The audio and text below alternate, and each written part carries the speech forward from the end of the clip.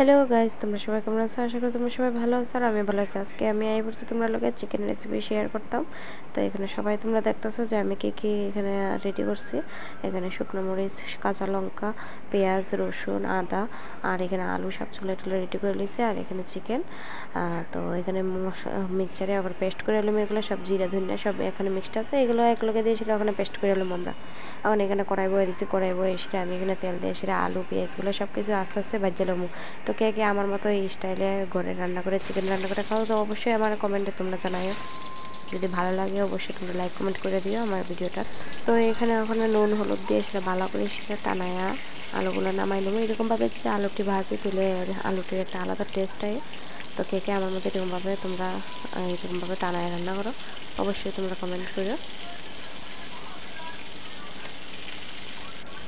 সত্যি কথা বলতে কি, এই রেসিপিটা আমি আমার শাশুড়ির থেকে শিক্ষা নিয়েছি এরকমভাবে রান্নাটা। তো আমি চিকেন রান্নাটা আগে তো ভালো করে পারতাম না। তো চিকেনটা আমি খুব কমই রান্না করি ঘরের মধ্যে। যে কোনো মাংসই আমি ঘরে খুব কমই রান্না করি। রান্না করতে করতে আমার মাঝে মধ্যে ঘুমাই পড়ে, লিখে ভাবলাম একটু চা রয়েছে, এটা একটু বানাইছে, একটু চাটা খাইলে খালি হয়ে গেলে তো ঘুমাইতো না। তো এখানে ভালো করে আলু পেস্ট ভালো করে টানাইয়া আবার নামাই নেবো। তো এমনিতে ঘরে নর্মালি চিকেন আনলে পরে আমার হাজব্যান্ডে রান্না করে, তারা সবাই রান্না করে, আমি রান্না খুব কমই রান্না করি। তো এখানে আমার তেলটা গরম হয়ে গেছে। এখানে আমি দারচিনি, এলাচ, লবঙ্গ আর এখানে তেজপাতা শুকনো মরিচ এসে ভালো করে টানায় এখানে ওখানে পেঁয়াজ কুচি ছেড়ে দেবো। এখানে মশলাটা এখানে ছেড়ে দেবো, ছেড়ে এসে ভালো করে টানায়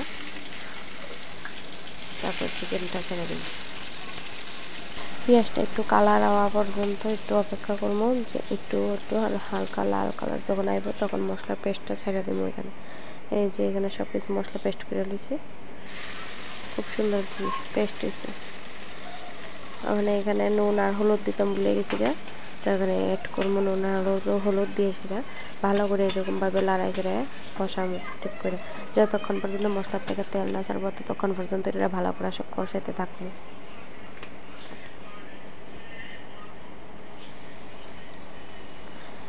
চিকেন রান্নার মেন হয়েছে মশলা কষানো। মশলা যদি ভালো করে কষানো হয়, চিকেনটা ভালো করে কষানো হয়, তাহলে চিকেনটা ভালো টেস্ট হয়। তো ওখানে চিকেনটা এখানে ছেড়ে দেবো, ছেড়ে ভালো করে মশলাটা এইরকমভাবে লাড়াইছে, এমনভাবে লাড়া দেও যাতে একবারে লাড়া ছাড়ার মধ্যেই চিকেন যাতে অর্ধেক সিদ্ধ হয়ে যায়। এখানে কষাতে কষাতে এটা একদম ভর্তা বানানো। তো চিকেনে ওখানে এটার মধ্যে আলু আর পেঁয়াজটা ছেড়ে দিচ্ছি, ছেড়ে ছেড়ে ভালো করে এটা টানা টুনে কষাই নিয়েছি।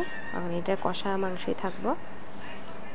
তো কে আমার মতো এরকমভাবে চিকেন রান্না করে খাবো, অবশ্যই তোমরা কমেন্ট করে দিলে। এই যে আমার চিকেন রান্না হয়ে গেছে। আজকের মতো আমি ভিডিওটা এখানে শেষ করলাম, টাটা।